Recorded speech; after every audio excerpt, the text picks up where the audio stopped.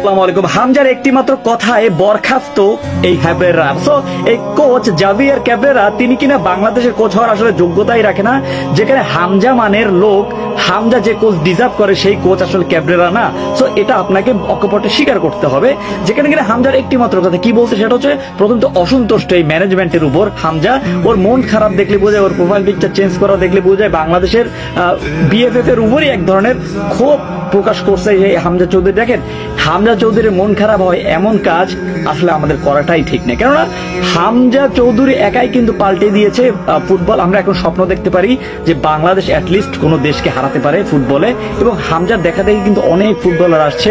তানির সালিক বলেন, আরো অনেক ফুটবলার আসতেছে, সামিত সোম থেকে শুরু করে অনেক বড় বড় নাম আপনারা হয়তো বা নেক্সট হংকং এর বিপক্ষে দেখতে পারো। ইভেন জুনের ট্রায়ালেও রয়েছে বাংলাদেশের অনেক বড় চমক। গোল কি রয়েছে সবকিছু মিলিয়ে আমি একটা কথা বলবো, এই প্রবাসী কল্যাণ একটা কথা আছে, সেই প্রবাসী পাচ্ছেন। আজকের ফ্রান্স দেখতে পাচ্ছেন, এই ফ্রান্স কখনোই ফ্রান্স হতে পারতো না যদি কিনা তারা অন্যান্য দেশের বাইরের কোনো প্লেয়ারদেরকে না আনতো।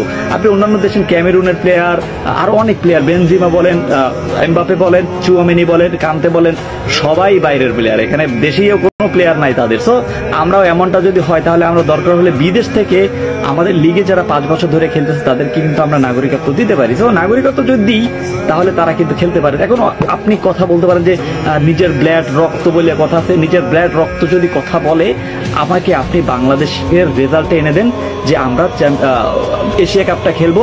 যদি এই নিশ্চিত দিতে পারেন যে এইসব প্লেয়ারদেরকে দিয়ে এশিয়া কাপ খেলা যাবে, তাহলে আমি বলবো যে তাদের ওই বাইরের দেশে প্লেয়ার আমাদের দরকার নাই, আমরা আমাদের ওই ব্লাড দিয়ে খেলাটা খেলে দিতে চাই। তো এই ব্লাড দিয়ে যদি খেলতে চান তাহলে আপনারা কখনো বড় স্বপ্ন দেখতে পারবেন না।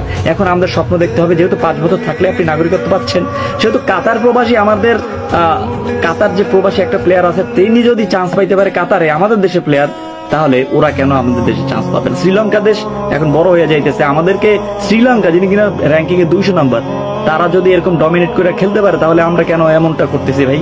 এরকম করা যাবে না, আমরা রেজাল্ট চাই। তো আপনি চান কিনা একটু কমেন্ট করে জানাই দেবেন। ধন্যবাদ।